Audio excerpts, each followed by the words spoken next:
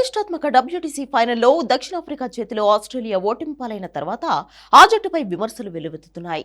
కీలక మ్యాచ్లో బ్యాటర్లు రాణించకపోవడం, రెండో ఇన్నింగ్స్లో బౌలర్ల పేలవ ప్రదర్శన చేయడంతో ఆ జట్టు పరాజయం పాలైంది.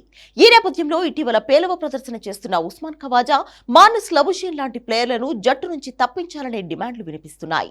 ఇదే సమయంలో ఆస్ట్రేలియా మాజీ పేసర్ మిషెల్ జాన్సన్ మాత్రం ఐపీఎల్లో ఆడిన ఆస్ట్రేలియా ఆటగాళ్లపై విమర్శలు గుప్పించాడు.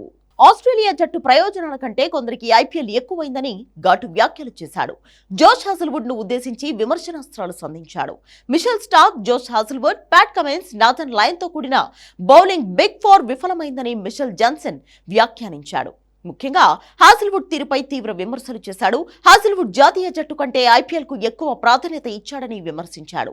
వాయిదా పడ్డ అనంతరం ప్రారంభమైన ఐపీఎల్ కు తిరిగి వెళ్లాలన్న అతడి నిర్ణయం తనను ఆశ్చర్యానికి గురిచేసిందన్నాడు.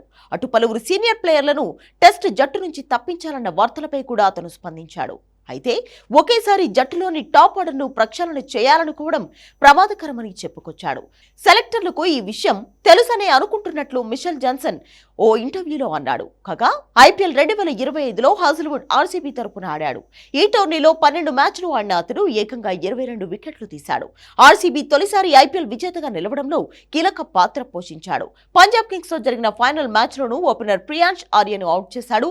ఐపీఎల్ ఫైనల్ జూన్ 3న జరగ్గా ఆ తర్వాతే అతడు డబ్ల్యూటీసీ ఫైనల్ ఆడేందుకు ఆసీస్ జట్టులో చేరాడు. డబ్ల్యూటీసీ ఫైనల్లో 34 ఓవర్లు వేసి కేవలం 2 వికెట్లు మాత్రమే పడగొట్టాడు.